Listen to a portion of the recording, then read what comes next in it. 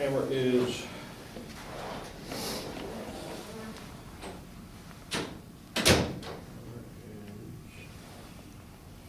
rolling. We're with John Scott, 8-year NHL veteran who played 290 games in the National Hockey League, including the playoffs, racking up 566 penalty minutes, almost all of them majors. John, thank you for coming out. Yeah, thanks for having me. Johnny broke in from St. Catharines, Ontario, where you grew up. Yeah. Played a little junior hockey. Some memories of that, just growing up and playing hockey in the St. Catharines It area. was just fun, you know, you're playing with your buddies, you kind of play hockey in the winter, lacrosse in the summer, so you have these group of kids that you pal around with the whole year, and it was just fun. The parents would go away on tournaments, and it was just like a little, almost a fraternity where you hung out with these group of 20 kids pretty much for 10 years straight, so you kind of build those relationships. And whenever I look back on my junior years in St. Catharines, it was always, you know, good times. We had good teams, but I think more, it was just fun, you know, it wasn't really about the winning, losing, it was just a good time with the guys.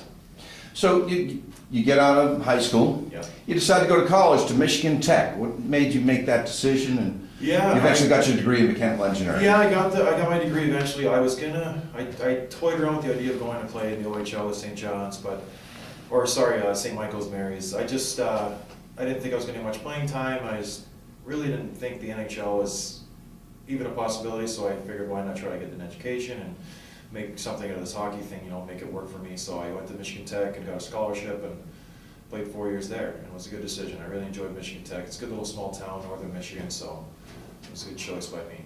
To where you met your wife, right? That's right. Wow. There, yeah. Oh, that's great. And you just had twins just before we go on. They're almost a year old? Just had twins. They're 9 months, they're gonna be 10 months next week, yeah, so they're almost a year old. Oh, that's great. Yeah. New dad.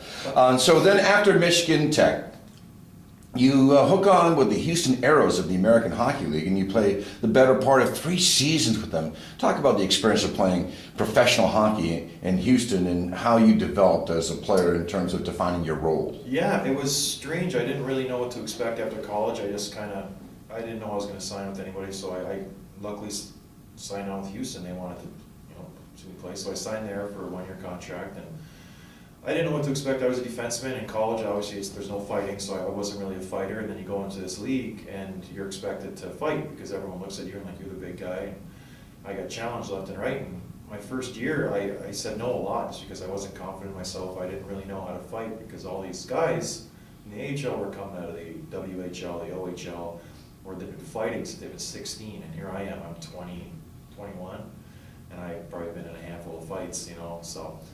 I turned in a lot of fights. I just kind of tried to play the D-man role, like shut down D-man, maybe third, fourth pairing or whatever. And that's how it was the first year. And then the second year, I kind of started to fight a little more, and then it kind of evolved my role. So basically, you want some, you'll get some, Exactly. all right? And then you had to defend yourself. It's like, hey, I don't want to hurt you, but okay. Well, it wasn't I don't want to hurt you. It's like, oh, okay, I don't know if I'm going to be able to fight. Like, I don't want you to hurt me. I had zero confidence. So my first fight was actually versus the heavyweight elite DJ King. And we went into the game. It was about a month into the season, and the tough guys on my team in Houston said, don't touch this guy. Like, just stay away from him. I was like, done. Don't worry about it. I'm not gonna, you know, I'm not looking to fight anybody. And then lo and behold, we end up in front of the net and sticking each other. And I'm not one to. If you're sticking me and, you know, give me shots in the face, I'm going to stand up for myself. We fought, and I did pretty good, and it kind of snowballed from there. The parent club, the Minnesota Wild, took notice of that. Yeah. And soon you found yourself just early into your 3rd season in the American Hockey League, found yourself getting called up. You guys, where were you guys in the middle of the United States at that time? Peoria, Illinois. Yeah, we were in Peoria, and Minnesota was in Calgary. We were just on a little road trip.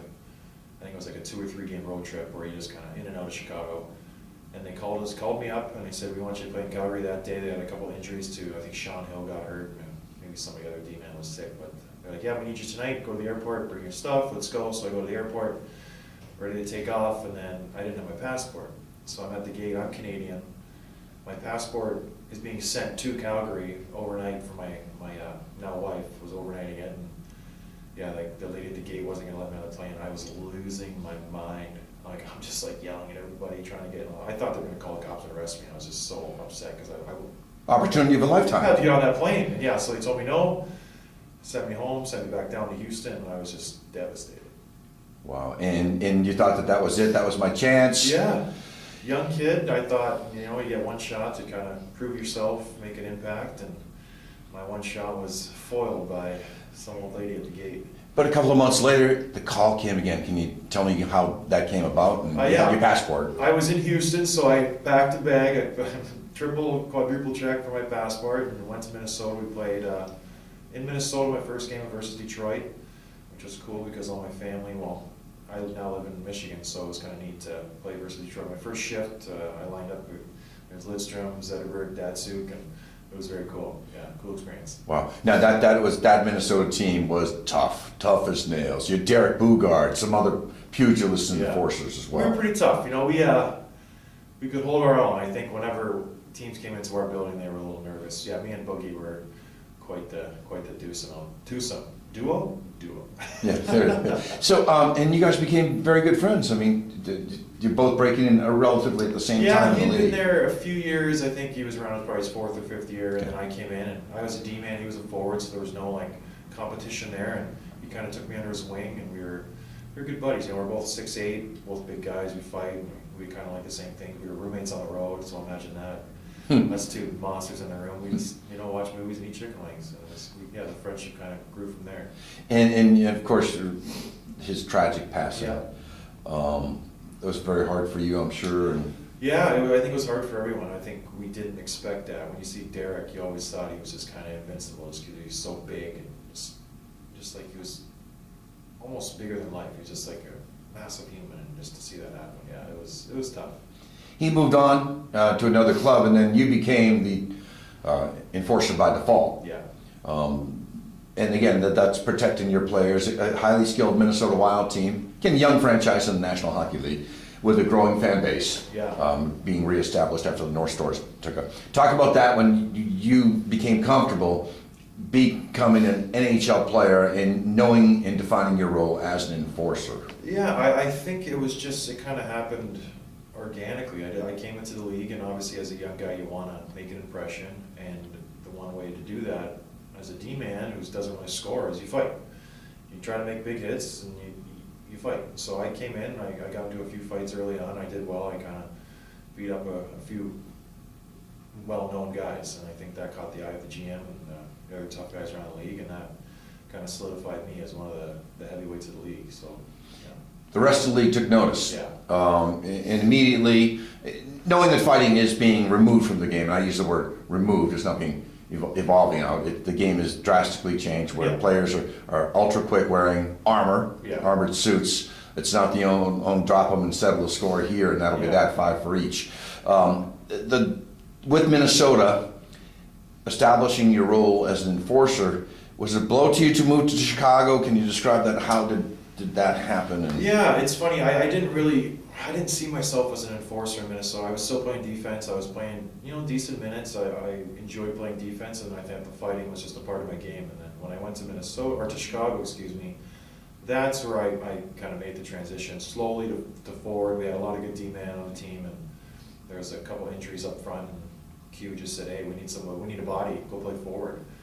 And it kind of started there. This injuries, and I started playing forward. He said, "You're not half bad. You can keep up. You're good. You've got good speed for your size." And then next thing you know, I played more and more. And as a forward, you don't get as much ice time. So when you're out there, you want to make an impression again, and you're playing against the other team's tough guys, and they want to fight. So and that's where it started. And you were on a Chicago team. I guess you just missed some cups. You were in between some Stanley Cups. Don't remind me. I'm like right in the middle of the cups. Yeah, they won in 2010, 2013. I was right in the middle. In 2011, you guys had a good team heading in there. And what are your recollections of the playoffs and losing? Playoffs, we played Vancouver. I think we were the 8th seed. They were the number 1 seed. They stormed out to a 3-0 lead on us in the series, and everyone thought we were dead. And then Q threw me in the lineup. I think that's the series when Torres nailed Seabrook behind the net, and so Seabs was hurt, and I went in. I played game 4, 5 at defense, and we won those games going away. Like we routed them, and then game 6 I played forward, and we won. Then we went back to Vancouver for game 7. We had all the momentum. It was never been done before to come back from down 3-0, and I thought for sure we were going to win. And Q pre-game skate, he goes, "Scotty, you're out." I'm like, "What?" Like, "Yeah, what happened?" Like, we won 3 in a row. We're doing well. He's like, "Sorry, we're going to play the young kid." because I didn't get much ice time the game 6 as a forward, but I figured, you know, we're on a streak, and he took me out. We lost game 7 in overtime. What did he say to you after the He game? said, I should have put you in there. I made a mistake, my bad. I was like, yes.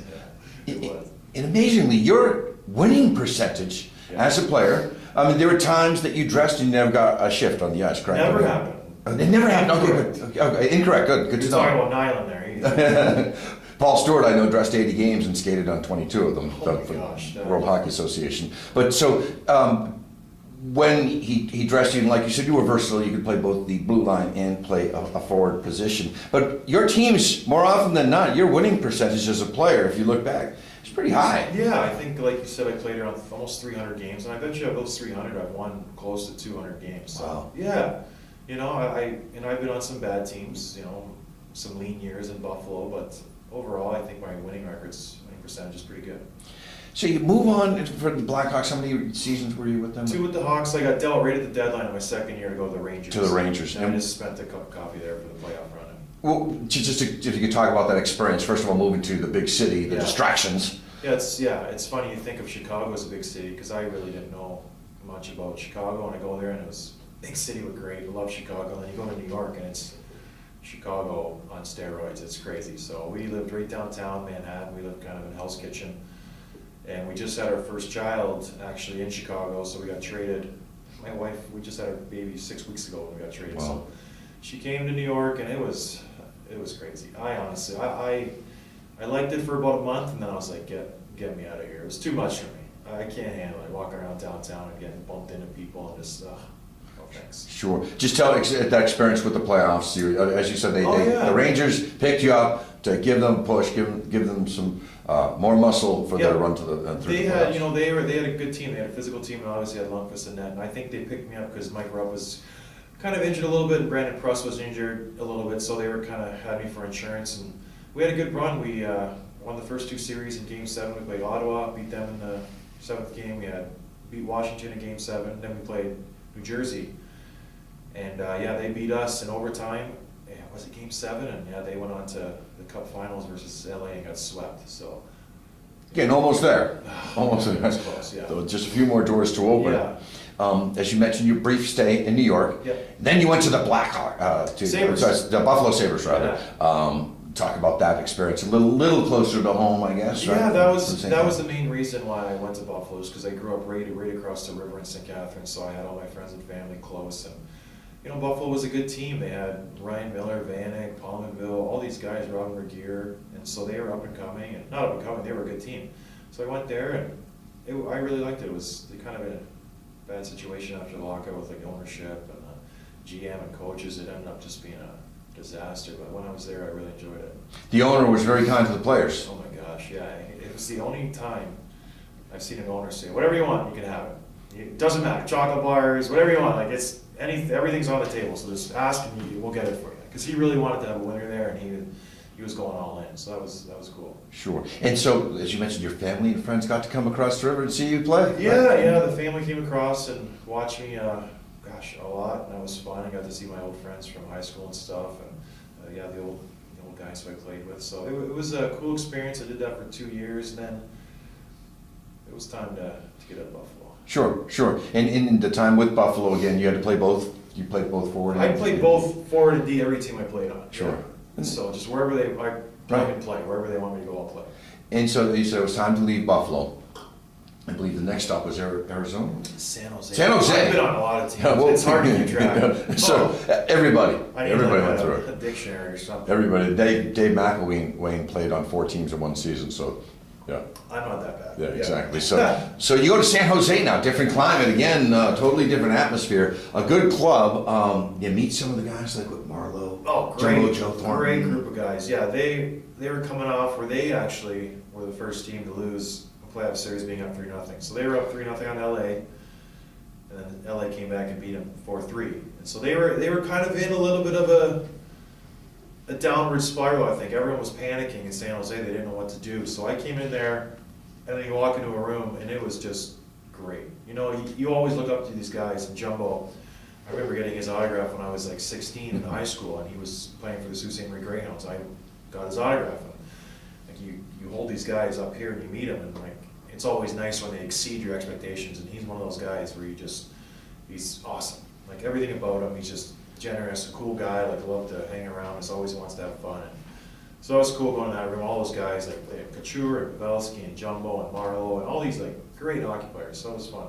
A good franchise, they've just come up short, Yeah, say the last 7 years. Yeah. They seem like they have all the tools, and it just doesn't click for them. And the window of opportunity for that franchise may be closing at this point. I hope not. They had a good run last year, and the GM Doug, he's made a lot of good moves, like getting Martin Jones and Joel Ward, like little moves, and to kind of complement the stars. So this year they have a good chance to make a run again.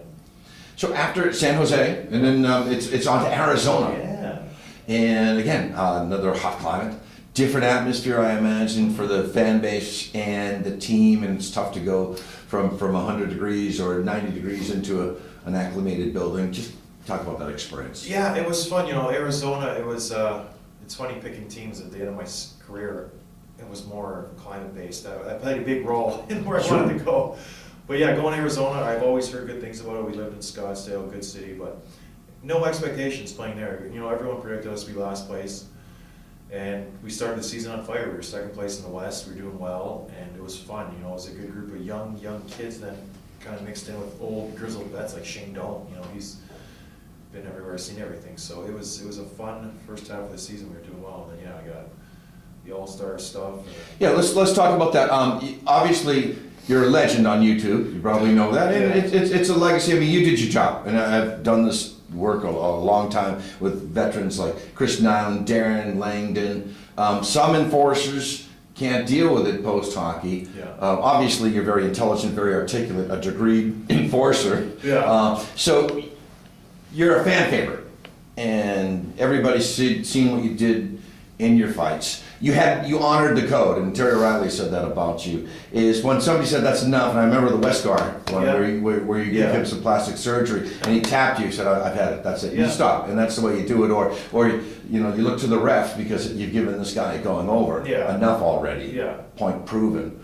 Have you ever gone back and talked to those guys after the game in terms of that? Not after the game, but you run across them, during the season, even in the off season, when you're training and stuff and skating before the season starts. But yeah, you run across them. And they're all nice guys. There's a handful of guys that are pricks and you don't like them, but for the most part, they're all nice guys and you don't want to, hurt them or anything. So whenever I fought, I always tried to just, if you won the fight, you don't have to hurt somebody or you don't have to embarrass them. So that's where I tried to draw the line there. Unless, you didn't like them, then you want to hurt them. Sure. Or it's hit or be hit, right? Yeah. So. Talk about your injuries with your hands. How are your hands in that regard? Hands came through pretty good. Obviously, like scars and stuff, and a little swelling. I can't bend this pinky at all, but broken hand a little bit. I think everybody goes through it, and then I kind of ripped my thumb off in a fight one time, and I had to kind of put it back on. But other than that, pretty good. So you then you're a fan favorite. You're leading the All-Star balloting for the 2016 All-Star Game. Yeah. You end up being the leading vote getter. You're named captain of the Pacific Division team, collecting 2 goals in the tournament.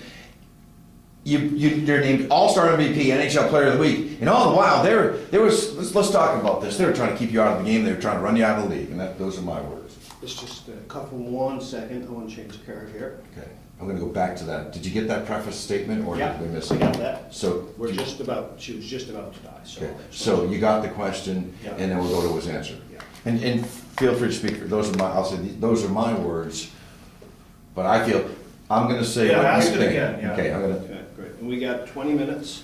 So I'll tap you when we're at about 6, so you can do that. You got it. Okay, we're good.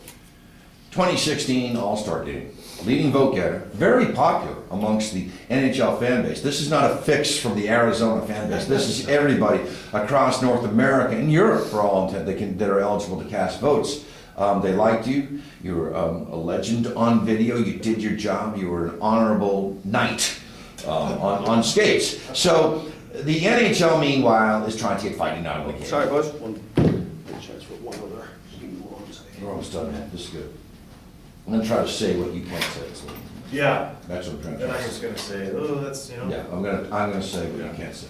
And again, you're gonna keep my voice on this, Brent, in terms of this, because Yes.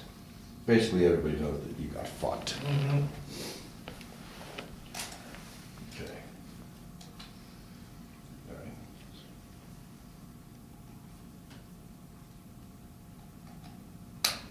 Okay.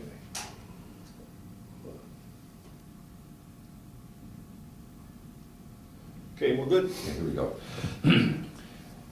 2016 season comes along. You're leading the NHL All-Star balloting. You're the fan favorite. You eventually are named Pacific Division All-Star Team captain.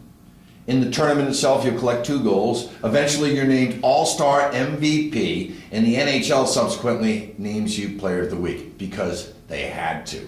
Now, these are my words and not yours, but I believe that you were run out of the National Hockey League because they were trying to eradicate fighting, and that your job was of a bygone era, so to speak.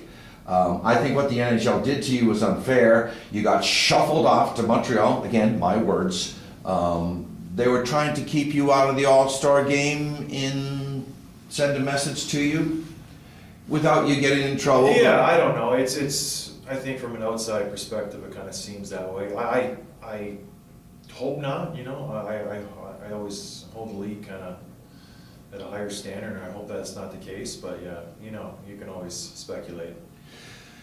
So you get traded to the Canadiens, the Montreal Canadiens. Again, what role would you play on that team? Because it was a quick, fast-paced role. They had some guys that could hold their own, but not your standard enforcer. They didn't have anybody. No. So they didn't. Okay, they didn't have anybody. So that was your role. Yeah.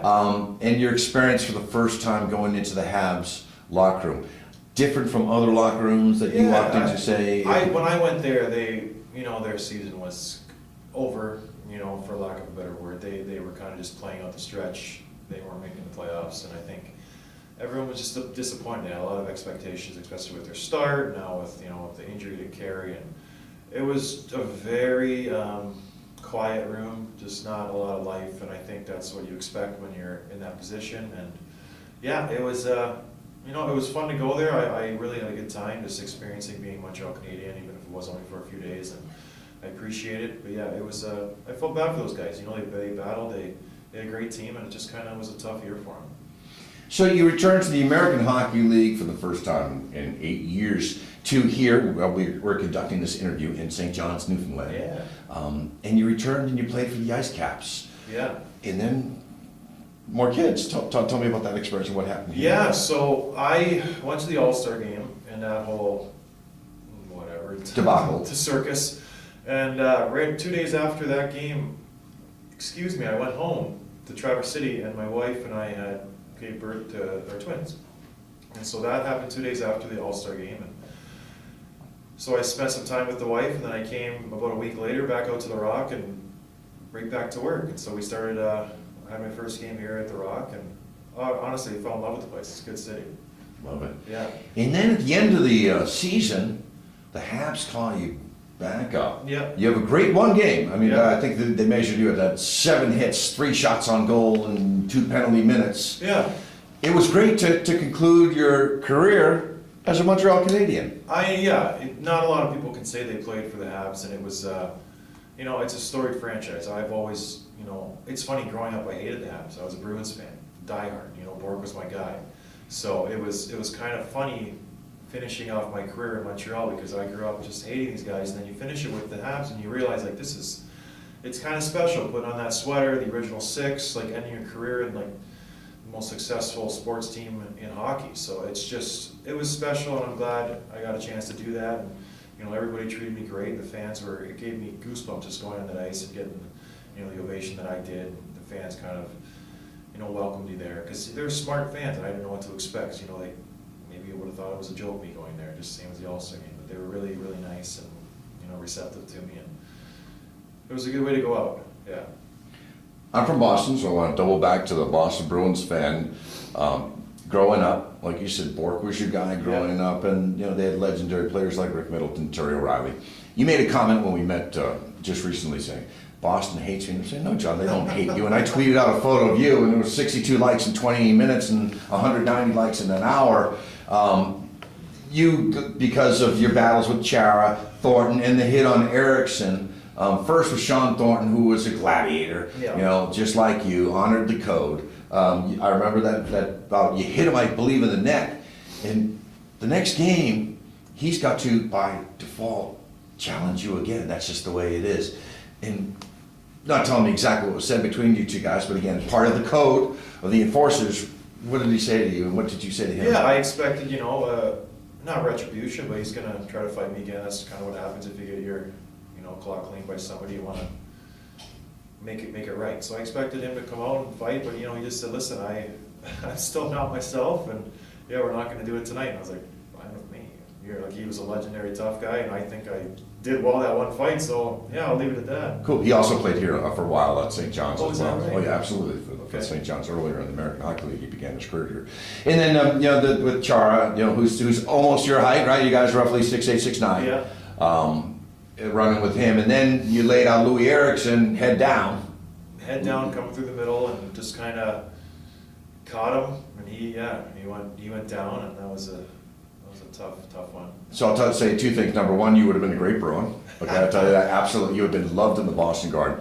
And number two, Boston loves you. I think that it's a hockey town, and all of the NHL fans across Canada and the United States are really appreciative for what you did for the game. You brought excitement. Yeah, it was the brutal side of the game, but it was a necessary side of the game that with the aggression, you prevented more dirty play Yeah. to let them know that you would assess and address. And with that, give me a handful of tough guys in terms of when you thought that, like, wow, this guy. If you look back in your career, and you're lucky, did you ever suffer a concussion? Not in a fight. Okay. It's funny, my only concussion was, I think I was playing Boston, and someone kind of took my feet out, and I fell back and hit my head, but yeah, I was lucky, I only had a few minor ones. In terms of tough guys that you can remember.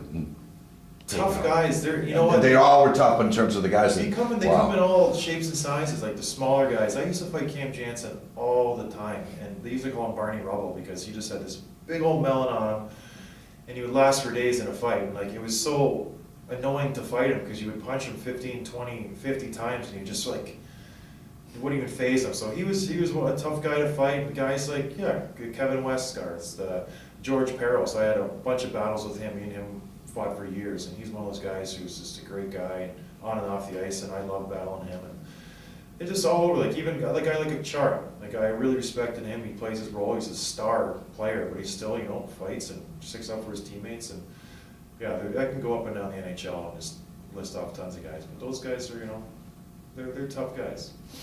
You're out. You're done. Are you done? Have you retired officially, or would you go back, or have you made a decision? Not officially, but yeah, I'm done. Yeah.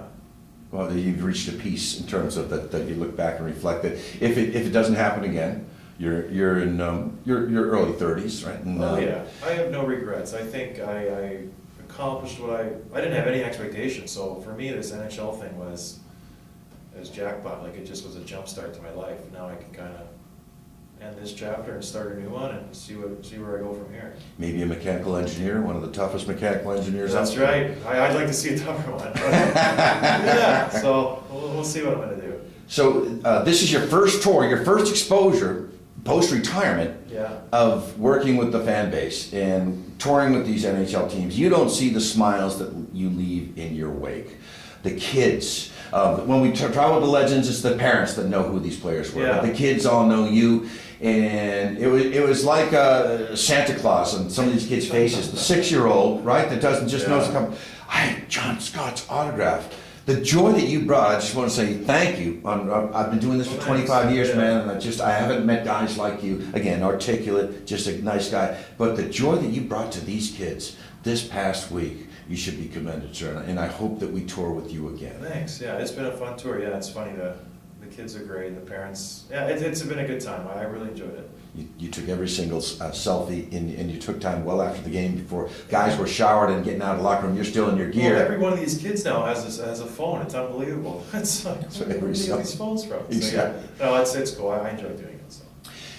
This program's called Superfan. Yeah. And we spoke of the superfans, of the people that love the game, that are having dreams come true in terms of meeting their heroes in the National Hockey League or members of a team that they loved.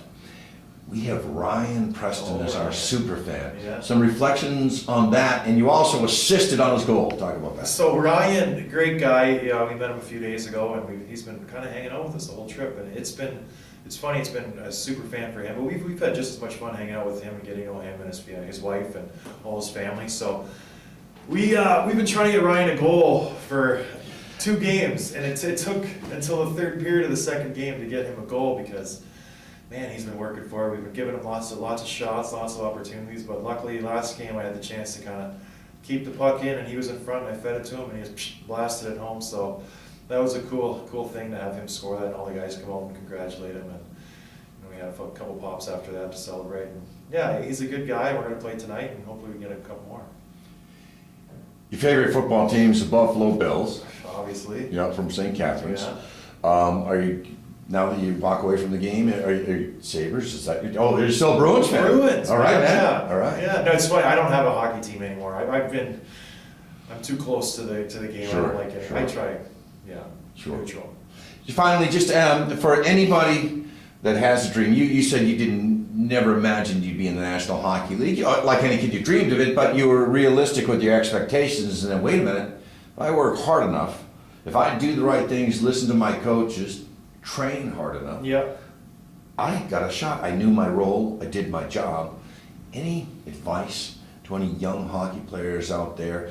Obviously, the fighting part of it may have evolved out of the game. Yeah, you're not gonna get there the way I did, but no, I didn't come in as a fighter. I just think you just work with what you have. I wasn't the most skilled player. I wasn't the most talented, so I busted my hump to get to where I am today. And I never really expected anything. I always worked for what I have. So I think kids, when they come in today, I don't like their attitude a lot of times. I think they just expect things. They just assume things are going to happen. And it's refreshing when you come across kids who actually work hard and they're humble and they want to, work at their craft and that's their game, and not just sit there and do tote rags and do silly things. Like, if you're going to play hockey, you got to work at it, and that's just how it should be. And you can tell the kids who do it, and those are the ones who, move along and they go up in the ranks, and the ones who just sit there and do these stupid stick tricks, those guys fall off quick. So, just work, and just stay humble.